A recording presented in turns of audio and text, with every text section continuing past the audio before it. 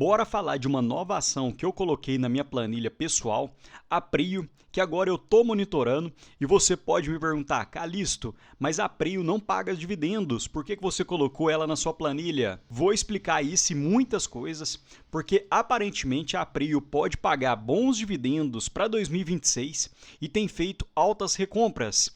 E a Prio que hoje é líder do mercado nacional em produção de barris de petróleo, excluindo a Petrobras. Então bora pro vídeo. E só para contextualizar, algo impressionante, a Prio nos últimos 10 anos teve uma rentabilidade de cerca de 34.000%. E é o que eu sempre falo, não é apenas uma estratégia que é vencedora, são várias. E a Prio nesses 10 anos praticamente não pagou nenhum dividend yield e mesmo assim teve uma rentabilidade avassaladora.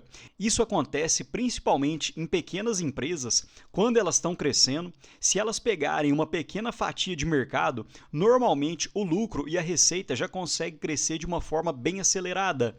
E falando um pouco sobre a empresa, a Prio gera muito valor com campos produtores, principalmente através de redução de custos e revitalização da produção. E eu acho esse ponto muito interessante nesse tipo de empresa, porque o preço do petróleo ninguém consegue prever, porém os custos internos, muitas vezes a empresa consegue ter um certo controle, e isso acaba aumentando a margem de lucro. Outro detalhe é que a Prio tem um forte redesenvolvimento de campos maduros, então muitas vezes tem um campo que a produção já está na descendente e a Prio consegue fazer um redesenvolvimento e com isso consegue ter uma revitalização e a produção desse campo aumenta. Outro detalhe interessante é que a administração é extremamente focada na disciplina de capital e otimização de custos operacionais, e nós vamos ver nos próximos slides que realmente a Prio sempre teve muita disciplina financeira e hoje detém ótimos números e indicadores financeiros. Falando um pouco de reservas, a Prio conseguiu subir em janeiro de 2024 de 523 milhões de barris em reservas 1P para 810 milhões, o que foi um aumento de cerca de 33%, principalmente porque ela está terminando a aquisição do campo de Peregrino, hoje já tem cerca de 80% desse campo e deve comprar os 20% restantes em 2026. Outro detalhe, conforme havia falado, como a Prio era uma empresa pequena, ela conseguia fazer diversas fusões e aquisições e sempre fez ótimas compras. E quem quiser dar um pause vai conseguir acompanhar que desde 2014 a Prio conseguiu comprar diversos campos de grandes empresas, assim como a Petrobras, a Chevron, a Domo e a Equinor, consequentemente aumentando a sua produção. E no último gráfico de produção, em 2022, a Prio tinha 45 mil barris por dia e para novembro de 2025 aumentou para 138 mil barris por dia, ou seja, aumentou em quase 3 vezes a produção em pouquíssimo tempo, em cerca de 3 anos. E hoje a Prio detém cerca de 7 ativos, sendo Itaipu, Wahoo, Frade, Albacora, Tubarão Martelo, Polvo e Peregrino. E a maior parte desses ativos é 100% da Prio. E aqui vocês conseguem ver a produção. E hoje a líder nesse quesito seria a Cluster Frade mais o Wahoo, que detém 32 mil barris por dia e reservas 1P de 241 milhões de barris. E a previsão de abandono das reservas 1P é para 2052, então ainda teria cerca de 25 anos até a finalização dessa reserva. A reserva de Cluster mais Tubarão Martelo é de cerca de 13 mil barris por dia, o que seria o menor ativo da Prio, e deve ser finalizada em 2033, caso a Prio não consiga estender ainda mais essa reserva. Albacora Leste em 2048 e Peregrino em 2037. Então são vários ativos longos e apesar de parecer prazos curtos, nós vamos ver nos próximos slides que normalmente a Prio consegue aumentar ainda mais a vida útil dos seus ativos. E nesse slide a Prio comenta como que ela consegue fazer uma alta geração de valor, principalmente controlando custos. E a gente consegue observar que em vários ativos a Prio conseguiu reduzir o custo em 75%, 71%, em 68% e em 54%, principalmente com captura de sinergias, racionalização de custos e renegociação de contratos. A Prio também desenvolve diversas técnicas para aumentar a vida útil dos seus reservatórios, porque percebam o histórico das datas estimadas de abandono de polvo, que inicialmente seria para 2017, e a PetroRio conseguiu aumentar sua vida útil em 16 anos, e hoje a previsão de abandono ficaria para 2033. E olhando a produção da PetroRio, em 2020 detinha uma produção de 29 mil barris por dia para cerca de 88 mil barris por dia no terceiro tri de 2025. E essa produção ainda não está captando Peregrino, porque se tivesse captado, subiria para cerca de 138 mil barris por dia.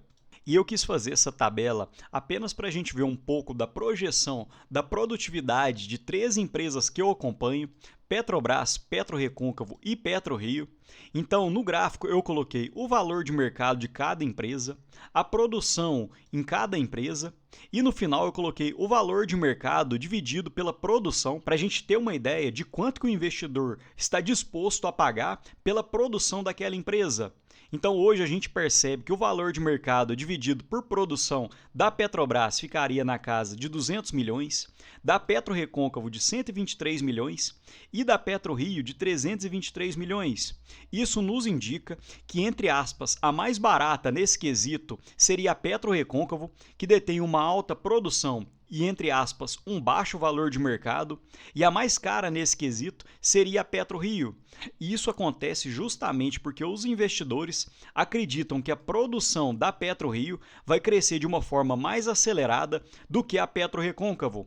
E isso realmente vem acontecendo, visto que a PetroRecôncavo tinha uma estimativa de produção de 29 mil barris por dia para o final de 2025, porém ela não conseguiu atingir essa projeção e terminou com 26,5 mil barris por dia, enquanto a PetroRio começou em 2025 com cerca de 109 mil barris por dia e vai terminar com Peregrino em cerca de 130 mil barris por dia. E esse é outro gráfico fantástico da PetroRio, porque percebam que no lado esquerdo, a PetroRio hoje é a líder de mercado, excluindo a Petrobras, no ranking de produção de petróleo. A produção acumulada de janeiro de 2025 a setembro de cerca de 154 milhões de barris, e a segunda nesse quesito seria a Brava Energia.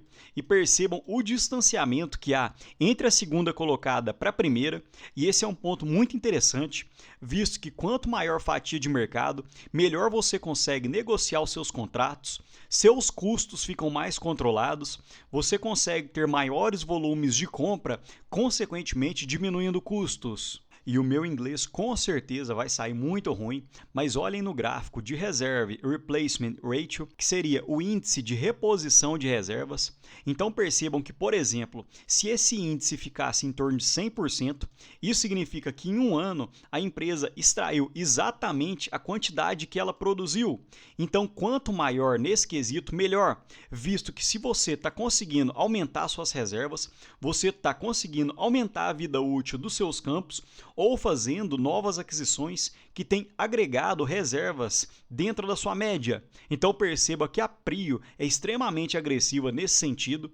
Em 2019, um aumento de 790%, em 2021, 956%, em 2023, mais de 1000%. Então, ano contra ano, a PetroRio tem conseguido aumentar suas reservas a mais do que a produção anual. E esse é um indicador que todo investidor que investe em petroleiras tem que ficar de olho, que é justamente o custo de extração do barril de petróleo. E percebam que a PetroRio havia diminuído olhando desde meados de 2019, chegando a ter um custo de cerca de $7 por barril. Porém, o custo médio que a PetroRio deve conseguir atingir para os próximos anos deve ficar de cerca de 11 a 13 dólares o barril.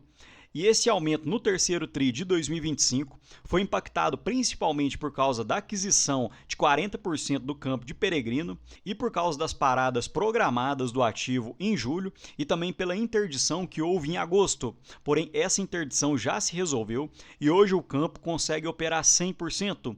Consequentemente, para os próximos trimestres, a gente deve ver o custo de extração diminuindo. Falando um pouco já sobre os índices financeiros da Prio, hoje a duração da dívida em anos é de 2,78 anos e eu achei o custo médio da dívida da Prio muito tranquilo, de cerca de 6,35%, justamente porque ela consegue pegar muita dívida fora do Brasil, porque se fosse dentro do Brasil, o custo médio da dívida com certeza ficaria em cerca de 10 a 11%. E dentro do cronograma de amortização, a maior parte dessa amortização deve ficar para 2027, mas muito provavelmente a Prio deve pegar novas dívidas para poder rolar esse endividamento para frente. E há alguns anos, a Prio já tem aberto diversos programas de recompras de ações e em diversos meses a empresa tem feito algumas recompras, chegando a recomprar cerca de 0,88%, o que seria, entre aspas, um dividend yield, porque se a empresa recompra algumas ações, e a Prio também tem feito o cancelamento dessas ações em tesouraria. Quando a empresa cancela essas ações, o investidor acaba tendo uma fatia maior da pizza da empresa. Então, esse seria um ponto positivo se a empresa estivesse recomprando as suas ações e cancelando. E aparentemente a empresa achou que os preços das suas ações estavam baratos, principalmente entre R$ 35 e R$ 40.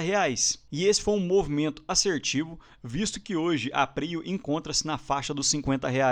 E sobre a alavancagem da empresa, encontra-se muito tranquila. Desde o primeiro TRI de 2025, a Prio vinha diminuindo a sua alavancagem, porém no quarto TRI de 2024 resolveu fazer as aquisições do campo de Peregrino. Consequentemente, o endividamento aumentou, porém o EBITDA também aumentou, então o endividamento continuou muito tranquilo, na casa de 2 vezes a dívida líquida sobre o EBITDA, e aparentemente, como a Prio não tem aquisições para fazer no curto prazo, esse endividamento deve cair para 2026. E nesse relatório do BTG Pactual, eles acreditam que para 2026 a Prio pode começar a pagar proventos, e eles nos falam que assumindo uma produção aproximadamente 189 mil barris por dia e um preço do barril de petróleo a $62 por barril, e esse preço hoje encontra-se em cerca de $70, ou seja, o cenário está mais otimista. O BTG estima um yield de fluxo de caixa para o acionista de cerca de 23%, com uma dívida líquida sobre EBITDA alcançando cerca de 1,6 ao final de 2026. Então, com esse cenário, seria possível pagar aos acionistas de forma bem confortável um dividend yield na casa de 11% entre dividendos e recompras. E olhando o gráfico abaixo, o BTG acredita que para 2026 o EV sobre EBITDA da Prio possa ficar em 4,2, o que seria muito baixo, um PL de 12,5, e esse ponto tem que ter muita cautela, porque eu já expliquei que em empresas de commodities, para olhar o indicador de PL é um pouco mais complexo, e o dividend yield, olhando na cotação atual que o BTG estima, é de 12,9%, e para 2027 realmente impressiona, um EV sobre EBITDA de 2,9, um PL de 6,2 e um dividend yield na casa dos 24,5%. E alguns destaques que ainda podem destravar muito valor da PetroRio: o início da produção do campo de Wahoo fica para março e abril de 2026, então a expectativa é de dobrar a produção atual, chegando a 152 mil barris por dia. Conforme mostrei, hoje a produção da Prio gira em torno de 82 mil barris por dia, porém com o campo de Peregrino e agora adicionando o Wahoo, deve ficar em cerca de 152 mil barris por dia, então a receita poderia praticamente dobrar. Outro detalhe, a Prio planeja cortar cerca de 300 milhões por ano em custos no campo de Peregrino, então ela ainda consegue ter uma certa eficácia nesse campo. Falando sobre futuro, a Albacora Leste deve ser o motor, porque pode levar a empresa a romper a barreira dos 200 mil barris por dia até 2028, e a gente viu nos slides anteriores que esse campo ainda tem grandes reservas 1P, e a Prio pode estar se tornando uma máquina de imprimir dinheiro, porque o seu fluxo de caixa livre estimado é de 1,59 bilhão para 2026. Então eu quis deixar essa última frase, que hoje eu acredito que a empresa possa estar saindo de uma fase de obras para entrar na fase de colheita, que é justamente aquele ponto em que a empresa encontra-se bem madura, em que ela pode despender uma certa quantidade do seu lucro para poder pagar quem acreditou nela, os seus acionistas. E nessa tabela 6, feita pelo pessoal do BTG Pactual, fica ainda melhor da gente enxergar as expectativas para 2026. e no preço do barril de petróleo de $62 por barril, poderia ter um EBITDA de 2,5 bilhões, um fluxo de caixa livre yield de 23%, o dividend yield para o acionista de 12%, e a dívida líquida sobre EBITDA pode cair para 1,8 vezes. Porém, hoje, o preço do barril de petróleo encontra-se em $70 por barril, então pegando essa projeção de $72 por barril, o fluxo de caixa livre yield ficaria de 29% e o dividend yield poderia chegar a cerca de 15% em 2026. E agora mostrando um pouco da minha planilha pessoal, adicionei a Prio na minha planilha pessoal, porém eu ainda não quis colocar o preço teto, justamente porque hoje esse pagamento de dividendos da PetroRio ainda é uma expectativa e ainda não é 100% concreto. E quem conhece o canal sabe que eu invisto em empresas pagadoras de dividendos. Então hoje a Prio teria um PL projetado para 2026 de cerca de 11,23. O crescimento dos lucros dos últimos 5 anos foi impressionante, de quase 50% ano contra ano. E hoje, com um ROI de 22%, a PetroRio tem uma rentabilidade embutida no preço da ação de IPCA mais 16%, o que é impressionante. E normalmente esse tipo de empresa paga proventos olhando o fluxo de caixa livre, e a expectativa do fluxo de caixa livre para 2026 é de 1,59 bilhão.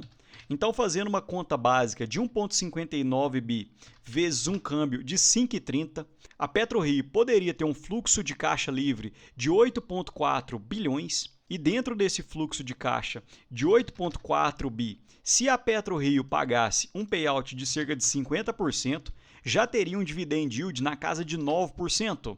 Então, acredito que seja muito provável, caso a empresa pague proventos, pagar um payout de 50% seria muito tranquilo para a empresa, o que já seria um ótimo dividend yield no bolso do acionista. Mas me conta aqui, essa tese faz sentido para você ou não? Você acredita que a PetroRio vai continuar por anos ainda sem pagar dividendos, apenas crescendo de forma orgânica? Me conta aqui nos comentários. No mais, deixo um ótimo dia para vocês e um abraço.